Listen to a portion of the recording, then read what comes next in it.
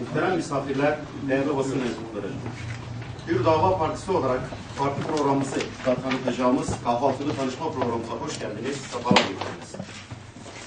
Öncelikle programın akışı hakkında sizlere bilgi vermek istiyorum. İlk olarak partimizin kurucular kurulu tarafından genel başkanlığa seçilen avukat Sayın Mehmet Hüseyin Yılmaz'ın konuşması, ardından genel başkan yardımcısı ve parti sözcülerimizden Sayın Sait Şahin'in parti programının ana hatlarına değineceği konuşması, hemen akabinde parti programımızın yer aldığı kitapçıkların sizlere dağıtılması, son olarak da soru cevap kısmına geçilerek programın nihayete erdirilmesi. Ayrıca Anadolu'nun insani ve İslami kimlik ve kültürüne yabancı olmayan siz değerli basın mensupları ve muhterem misafirlerle birlikte hayatını kaybetmiş bu 34 mazlum insanın ruhlarına birer Fatiha okumak istiyoruz.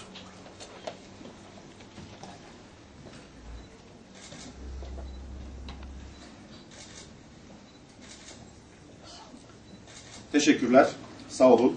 Değerli basın mensupları, son birkaç yıldır toplumun değişik kesimleriyle istişareler yaptık ve istişarelerde bulunmaya da devam ediyoruz.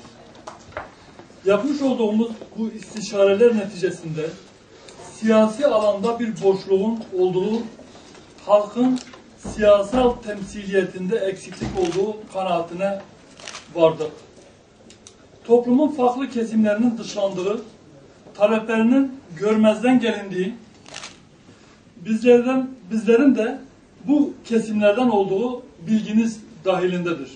Programımız 7 bölümden oluşmaktadır. Birinci bölümde girişte programımızın genel bir mahiyeti dile getirilmiş ve genel tespitlerde bulunulmuştur. Ki giriş bölümünde Cenab-ı Allah'ın dünyayı ve içindekileri insanların ihtiyaçları için ve yarattığı ve onların hizmetine sunduğu dile getirilmekte. Fakat insanın ahsen-i takvim olarak yaratılan insanın dışarıdan fıtratına yapılan sui müdahaleler sonucunda fıtratı bozulmuş insanlığın bir bütün olarak kaybedeni yine insanlığın kendisi olmuştur. Dolayısıyla vatandaşlığa kabul işlemlerinde başka ülke vatandaşlığı olan Kürtlere de Batı Trakya ve diğer bölgelerden gelen Türk kökenli kişilere sağlanan ayrıcalık ve kolaylıklar sağlanmalıdır. Toplumsal barışın sağlanması için genel bir siyasi af çıkarılmalıdır. Katı merkeziyetçi yönetime son verilerek yerel yönetimler güçlendirilmeli ve tüm yerel yöneticiler halk tarafından seçilmelidir. Orada kendileri o şekilde değerlendiriyor olabilir. Çünkü nihayetinde Aleviler de İslam peygamberine inanan, Allah'a, kitaba, peygambere inanan bir topluluktur. Ve onlar da büyük bir bölümü kendini İslam olarak kabul ediyor ve İslam içerisinde değerlendirilmesi gereken bir farklılıktır. Yani aksi ispat edilmediği müddetçe Aleviler İslam toplumunun bir parçası, bu anlamda ibadet yeri de camiler. Başka? Buyurun. Bu teşkilatları oluşturduktan sonra biliyorsunuz Türkiye'de siyaset yapmak çok pahalı bir iştir. Teşkilatları oluştururken teşkilat kurduğumuz yerlerdeki teşkilatlardaki arkadaşlarımızla fikir alışverişlerinde bulunacak, durum değerlendirmesi yapacağız. Bir yerlerde sadece seçime girmiş olmak için girme lüksümüz yok. Bu kadar masrafı kaldırabilecek durumda değiliz. Bu nedenle kendi imkanlarımızı çok ekonomik bir şekilde kullanıp seçimde ciddi bir varlık gösterebileceğimize inandığımız yerlerde seçime girmeyi düşünüyoruz. Bunu şimdiden işte şu bölge bu bölge diye ayırmak doğru değil. Her bölgede olabilir. Kurucularımız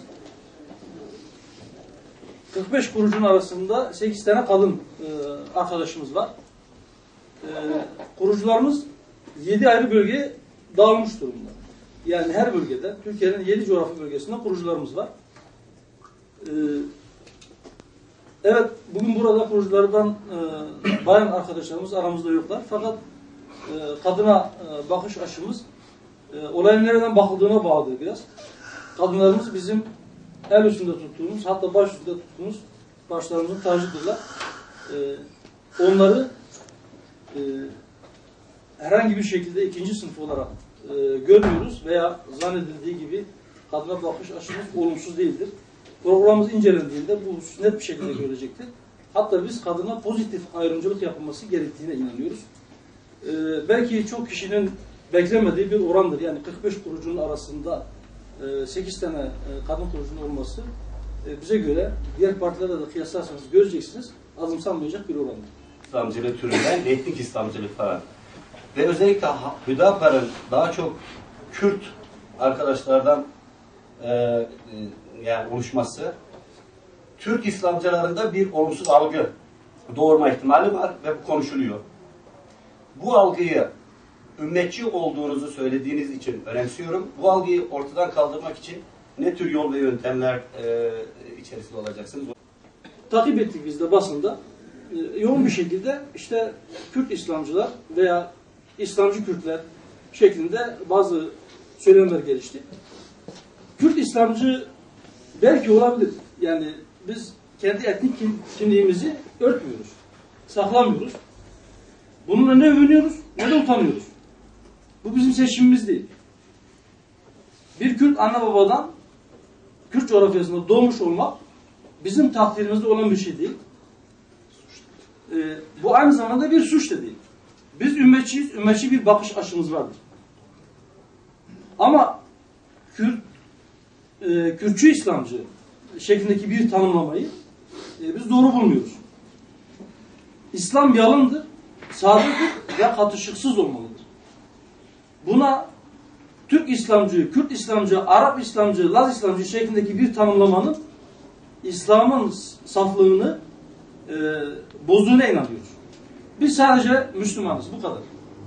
Yani bunun önüne veya arkasına herhangi bir sıfat eklenmesinden biz razı değiliz, rahatsız oluyoruz. Evet, kurucuların büyük bir çoğunluğu Kürttür ama aramızda kurucular arasında Arap da vardır, Türk de vardır.